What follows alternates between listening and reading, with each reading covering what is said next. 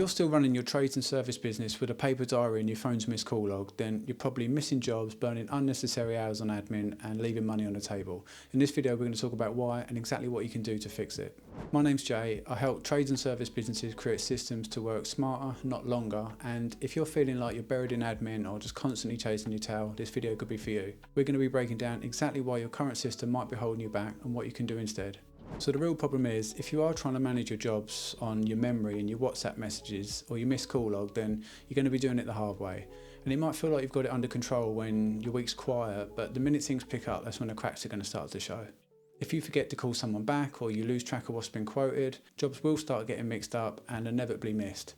And as a business owner, the buck's going to stop at you. And the worst part is, it gets harder to notice what's falling through the cracks as time goes on.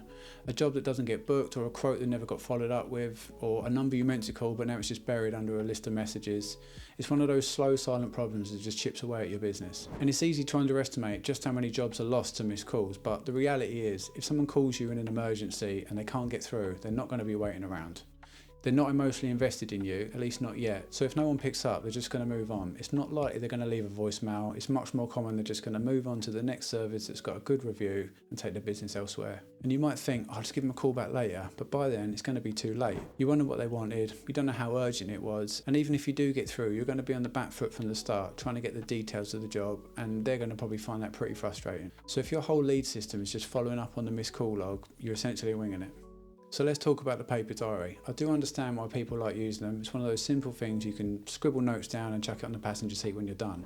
But the issue is, it doesn't talk to your phone, it can't ping you a reminder, and it doesn't update itself when a customer reschedules. So when a customer changes their appointment or you get stuck on a job and you need to shuffle things around, what do? You cross things out, you scribble in the margins and kind of hope for the best. And before you know it, your diary's going to be a mess. And on top of that, if you lose the diary, that's your entire week gone. And that might have worked when you had 3 jobs a week, but if you're serious about trying to grow, it's not going to be sustainable long term. It becomes one of those things that's like a single point of failure, and it just gets riskier the busier you get. And then there's the admin side of things. So just because the tools go down to 5 doesn't mean the day's over. You're going to be getting home, grabbing a quick bite to eat, and before you know it, be straight back on the computer, chasing quotes, following up with invoices, and trying to work out if you contacted that customer or not. And at the end of the day, this isn't what you signed up for. You're not a secretary, but without a proper system, somebody's got to do that. And as a small business, or if you're managing a small team, that responsibility is going to fall to you. And the part of all this that really stings is how it affects the customer experience. If you forget to send a confirmation message, or you don't ring back when you say you will, or worse, you can't remember anything about their inquiry at all, it starts to feel a little bit like you don't care, or they're just another job on the pile. And you'll know that in this industry, trust is everything. It's the difference between a one-off job and a customer that calls time and time again when they need you, or between a quiet month and a string of referrals that keeps your calendar booked out. And in the customer's eyes, it's as much about doing a decent job as it is about making the whole process feel easy and professional. If you've ever had a customer say, "Thanks so much for keeping me in the loop," you'll understand just how it makes them feel.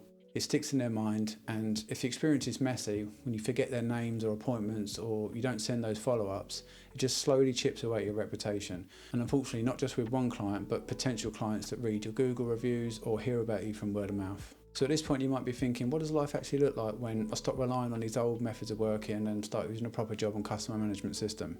Let's take a look at a typical day. You could be on site and a customer rings with a job. You open up your system, take their details and book it straight in. It sends a confirmation automatically to the customer and sets a reminder for you to follow up.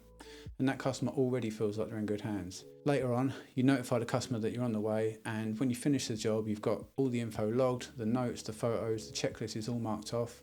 You set the job to complete, and the system will automatically send an invoice to the customer, and most likely before you've even packed the van, the customer's got it in their inbox ready to pay. You're not going to be going home to type it all up. You're not staying up late to sort through notes. It's just done.